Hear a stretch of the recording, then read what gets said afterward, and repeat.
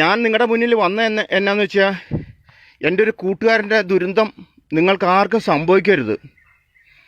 കാരണം എൻ്റെ കൂട്ടുകാരനല്ല, അവനെൻ്റെ കൂടപ്പുറപ്പാണ്. നമ്മളീ മക്കൾക്ക് വേണ്ടിയാണല്ലോ ഈ ചിലപ്പന്മാർ കഷ്ടപ്പെടണത്. കാരണം മക്കൾ നമ്മുടെ ചോരയാണല്ലോ. അപ്പോൾ ചെറുക്കൻ വീട്ടിൽ കിടന്ന് ബഹളം വെച്ചപ്പോഴത്തേക്കും അവനൊരു ബൈക്ക് വേണം, 3.5 ലക്ഷം രൂപയുടെ ബൈക്ക് വേണം.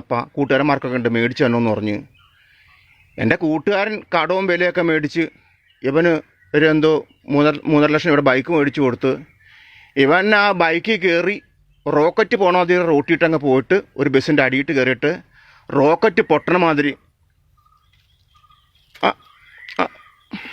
അവനങ്ങ് പൊട്ടി. അവൻ്റെ സൂക്കേടും തീർന്നു.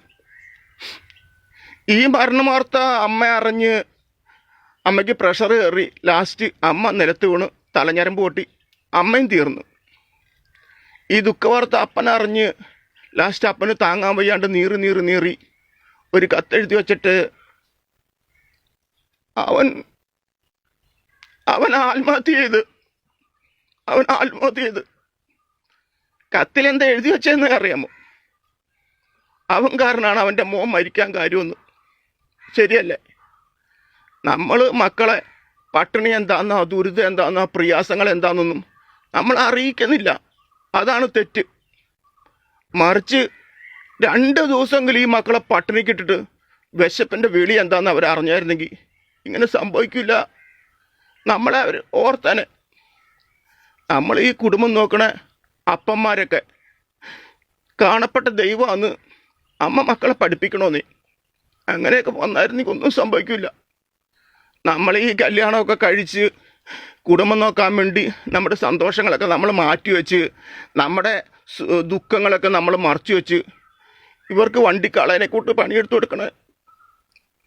നമ്മളിങ്ങനെ തെറ്റാന്നേ, നമ്മളിങ്ങനെ തെറ്റാ. കരച്ചിലും മണ്ണുണ്ട്. തെറ്റാ. എൻ്റെ ബാല്യകാലം എന്നൊക്കെ പറഞ്ഞ ഈ കല്ലും മുള്ളും നിറഞ്ഞതായിരുന്നു. അന്ന് നാഴി കഞ്ഞിവെള്ളം കുടിക്കാനൊക്കെ ഞങ്ങൾ ആഗ്രഹിച്ചിട്ടുണ്ട്, കൊതിച്ചിട്ടുണ്ട്. അന്ന് ഞങ്ങൾ വിശപ്പ് അടക്കണ എന്നാന്ന് വെച്ച് കഴിഞ്ഞാൽ ചക്ക, മാങ്ങ, കപ്പ, ആഞ്ഞിലിപ്പഴം, കൊട്ടങ്ങാപ്പഴമൊക്കെ വയറ് നിറച്ച് നിന്ന് വെള്ളവും കുടിച്ചാണ് വിശപ്പ് മാറ്റണത്. അന്ന് ഞങ്ങളുടെ പെരെ കോലപ്പരയാട്ടോ. എന്ന് വെച്ചാൽ മഴ പെയ്ത് കഴിഞ്ഞാൽ വെള്ളം മുഴുവൻ അകത്ത് വീഴും. അത്രയ്ക്ക് ചോർച്ച.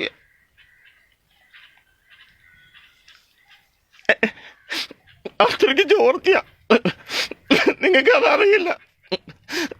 പല രാത്രികളിലും മഴ ഞങ്ങൾ ഓർക്കിയിട്ടില്ല. ഞങ്ങളുടെ ദുരിതങ്ങളും ദുഃഖങ്ങളൊന്നും നിങ്ങൾക്ക് വരണ്ടാന്ന് വിചാരിച്ചാണ് ഞങ്ങൾ നിങ്ങൾക്ക് വേണ്ടി കഷ്ടപ്പെട്ടത്. പക്ഷെ നിങ്ങളറിയില്ലല്ലോ, നിങ്ങളൊന്നും അറിയണില്ല. നിങ്ങൾ നിങ്ങളുടെ സുഖങ്ങൾ മാത്രമേ അറിയുള്ളൂ. ഈ അപ്പന്മാരുടെ വേദനയെ നിങ്ങൾ മനസ്സിലാക്കണം കേട്ടോ. നിങ്ങൾ മനസ്സിലാക്കണം.